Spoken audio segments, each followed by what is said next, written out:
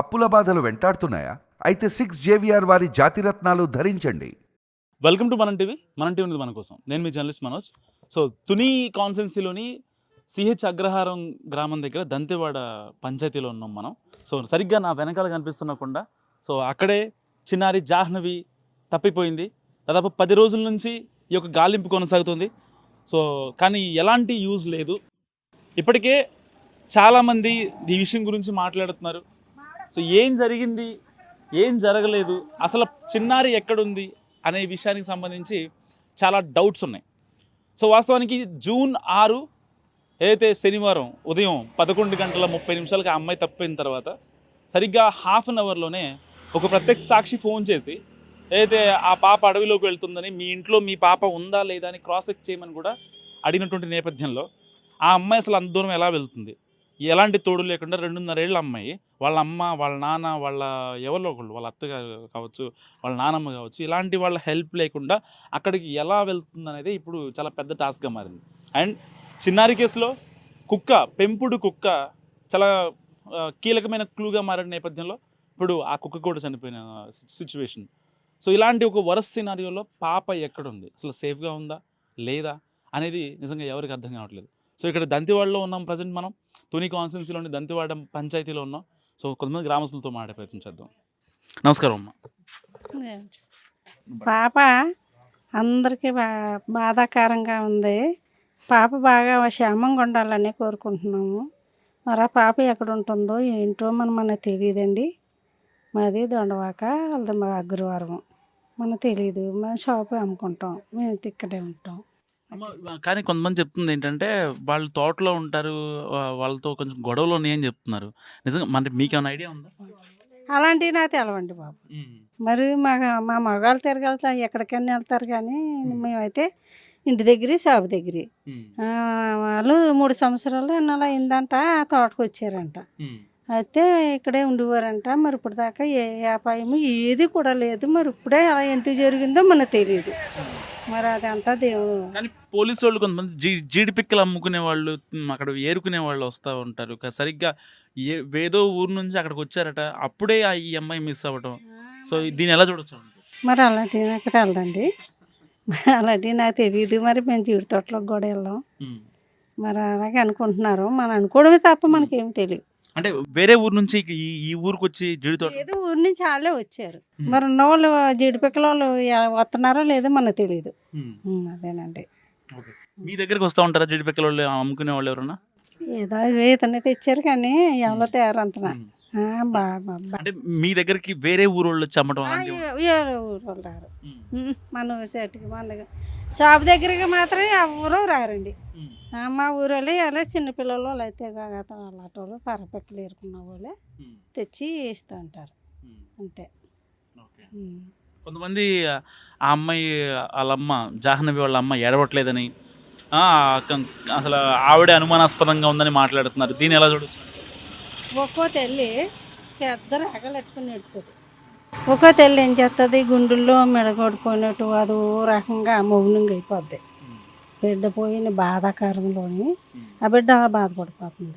మరి ఆ బిడ్డ ఎలా ఉందో నేను కూడా చూడలేదు వెళ్ళి. మరి అలా ఏడుతుంది. ఆ పిల్లలు తల్లిదండ్రులు బాధపడుతున్నారు, వాళ్ళ కుటుంబం అంతా బాధపడుతున్నారు అని అంటున్నారు. ఆ మాట వాళ్ళకి ఇచ్చాను తప్ప మరి మనం వెళ్ళి చూడలేదు కదా. అవునండి. సరే అమ్మ, మీ పేరు? నారాయణమ్మ అండి. నారాయణమ్మ. సో ఆ చిన్న పాప చాలా నుంచి మిస్ అవుతుంది.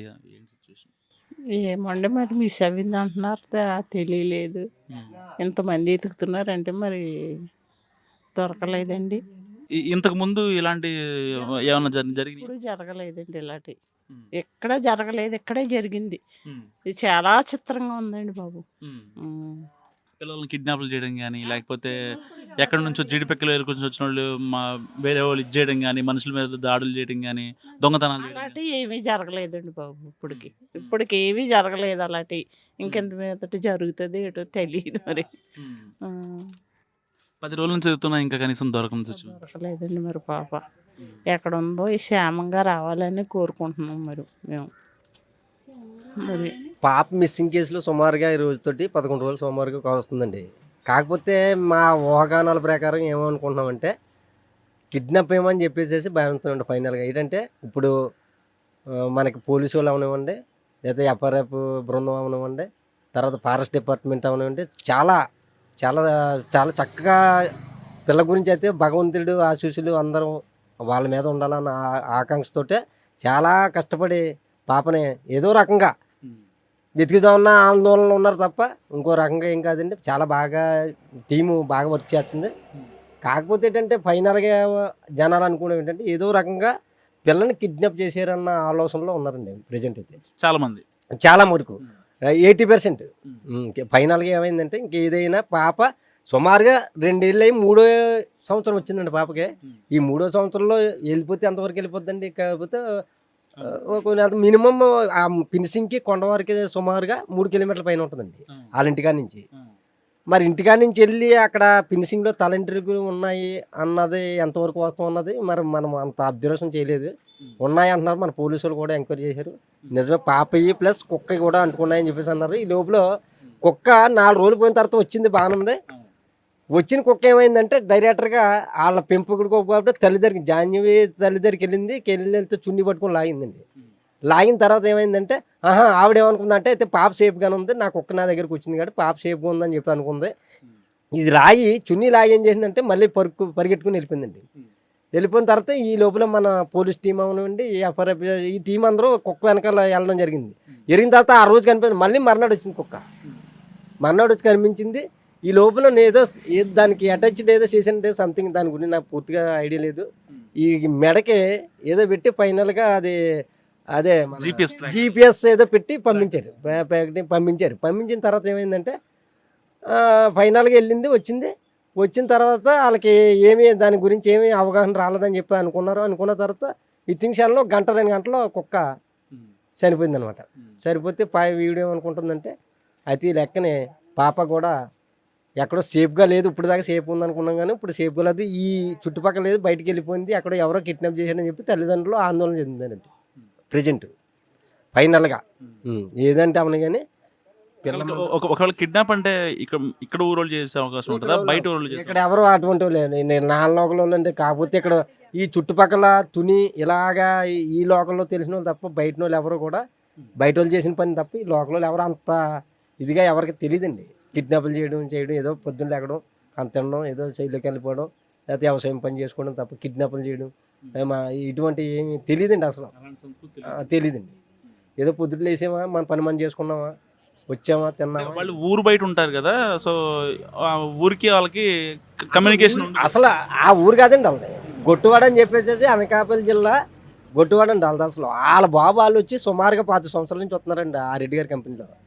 వాళ్ళ అబ్బాయి అండి అతను కూడా అరేంజ్ మ్యారేజ్ కాకుండా లవ్ మ్యారేజ్ చేసుకున్నాడు ఆ పాపని, ఈ కుర్రోడు, ఈ గణేష్ అన్న కుర్రోడు. అది చేసి 3 years ఎంత అవుతుందండి ఆ మ్యారేజ్ అయ్యి కూడా ఆ పాపని చేసుకున్న కుర్రోడు. ఈ లోపల ఆ కుర్రోడు కారు ఏదో కొనుక్కున్నాడటండి. ఈ కారు ఏం చేయడంటే అంటే వేరే వాళ్ళ దాంట్లో ఉంటూ మనం కారు చేస్తే మరి ఆ ఓనర్లు ఇబ్బంది పడతారని చెప్పేసి ఈ కుర్రోడు ఏం చేశాడంటే ఈ కారు మీలాంటి వాళ్ళకి ఎవరికో లీజుకి ఇచ్చాడండి. లీజుకి ఇస్తే మంత్లీ 25,000 20,000 మాట్లాడుకొని ఇచ్చిన తర్వాత ఏమైందంటే ఈ 25,000 20,000 ఇచ్చేటప్పుడు 2 నెలలు ఇవ్వడం మనిహారట. ఈ కుర్రోడు వెళ్ళి ఇద్దేటి సార్ మీరు ఏమో డబ్బులు ఇవ్వలేదు, నేనేమో దాని మీద ఏదో చేసుకోవాలని చెప్పి మీకు చెప్పిన కారు ఎందుకు ఇవ్వలేదు ఏంటంటే అలా కాదు అలా ఏదని చెప్పి కింద మీద డిస్కషన్ పడ్డారట. అది వాళ్ళ ద్వారా ఏదో అయ్యింది అన్నట్టు కొంత ప్రూవ్ అవుతుందండి. వాళ్ళు ఏదో చేశారు అన్నట్టుగా, అంతకన్నా వాళ్ళకి కూడా మధ్యవర్తిగా దానివల్ల తప్ప వేరే రకమైన ఊళ్ళో లోకల్ గొడవలు గట్రా ఏం లేవంటున్నారు. అతని ద్వారానే గొడవ కింద మీద పడి గొడవ ఆడుకున్నారు, ఈ కారు సమస్య వచ్చింది అని చెప్పేసి అనుకున్నారండి. అది సో విన్నారు కదా, దంతెవాడ గ్రామస్తులు చెప్పేది ఏంటంటే ఇలాంటి సిచ్యువేషన్ గడిచిన వాళ్ళకి ఊహ తెలిసినప్పటి నుంచి లైవ్లో ఉన్న వాళ్ళు. సో ఇలాంటి సిచ్యువేషన్ గడిచిన 10 ఏళ్లలో అంటే చాలా పెద్దవాళ్ళు మాట్లాడుతున్నారు. సో ఎప్పుడు జరగలేదు, ఇదే ఫస్ట్ టైం అంటున్నారు. మరి ఒకసారి బాబాయ్తో మాట్లాడే ప్రయత్నం చేద్దాం. బాబాయ్, ఇక్కడ పాప తప్పైంది కదా, ఆ పాప గురించి ఏం చెప్తావు? అడుగు పాప తప్పైంది తెలుసా? అనుకుంటున్నారు పాప మంచిగా తిరిగి రావాలని చెప్పు, క్షేమంగా. నోరు తిరగలేదు. నీకు తిరిగినట్టు చెప్పు, ఏం కాదు. చెప్పు. పాప క్షేమంగా తిరిగి రావాలని, మంచిగా ఉండాలి పాప. మా పాప క్షేమంగా తిరిగి రావమ్మా. సో గడిచిన 10 ఏళ్ళు కావచ్చు, 20 ఏళ్ళు కావచ్చు, సిహెచ్ అగ్రహారం కావచ్చు, ఇటు దంతెవాడ ప్రజానీకం కావచ్చు, ఇటు తుని కాన్స్టెన్సీ కావచ్చు, చాలా అంటే ఎలాంటి ఘర్షణలు కావచ్చు, ఇలాంటివి ఎప్పుడు లేనటువంటి సిచ్యువేషన్. సరే, అడపదడప జనరల్ ఎలక్షన్స్ వచ్చినప్పుడు ఆ పార్టీకి ఈ పార్టీకి చిన్న చిన్న గొడవలు కామన్. కానీ ఇంత పెద్ద ఎత్తున ఎన్డీఆర్ఎఫ్, ఎస్డీఆర్ఎఫ్, ఇటు రెవెన్యూ, పోలీసులు ఇంతమంది గాలిస్తున్నా ఆ చిన్నారి ఆచూకీ మాత్రం ఇప్పటికీ ఎలాంటి క్లూ కూడా దొరకనట్టు వచ్చింది. సో మరికొద్దిసేపట్లో ఈ యొక్క కుక్క పోస్ట్ మార్టం రిపోర్ట్ కూడా రానుంది. మరి నిజంగానే ఆ పాపకి ఏదన్నా అంటే ఎవరన్నా ఎత్తుకెళ్ళి ఆ అమ్మాయికి అంటే సేఫ్ అపహరించి తీసుకెళ్లారా, లేదా ఆ కుక్కకి మళ్ళీ ఏమన్నా క్లూ ఇచ్చే సిచ్యువేషన్ ఉందేమో అని చెప్పి ఆ కుక్కకి కూడా మందు పెట్టి దాన్ని చంపేశారా. సో ఇలాంటి సిచ్యువేషన్స్ డాట్స్ని కనెక్ట్ చేసుకునే పనిలో పడ్డారు పోలీసులు. సో ఎట్టి పరిస్థితుల్లో ఆ యొక్క కేసుని ఛేదించడానికి పోలీసులు అహర్నిశలు శ్రమిస్తున్నారు. ఇప్పటికే 10 రోజులుగా ఈ యొక్క గాలింపు కొనసాగుతుంది. ఇప్పటికీ స్టిల్ ఆ యొక్క మీకు కనిపిస్తున్నటువంటి కొండ దగ్గర ఇప్పటికీ స్టిల్ సర్చ్ ఆపరేషన్ కొనసాగుతుంది. సో పొద్దునుంచి వాళ్ళ అమ్మ వాళ్ళతో, వాళ్ళ నాన్న వాళ్ళతో, ఇటు వాళ్ళ నానమ్మ వాళ్ళతో కూడా మనం మాట్లాడిన సందర్భం ఉంది. సో ఎవరైనా చెప్పేది ఒకటే, పాప క్షేమంగా రావాలని చెప్పి. సో కెమెరామెన్ నాయుడుతో మనోజ్, మనం టీవీ, తుని.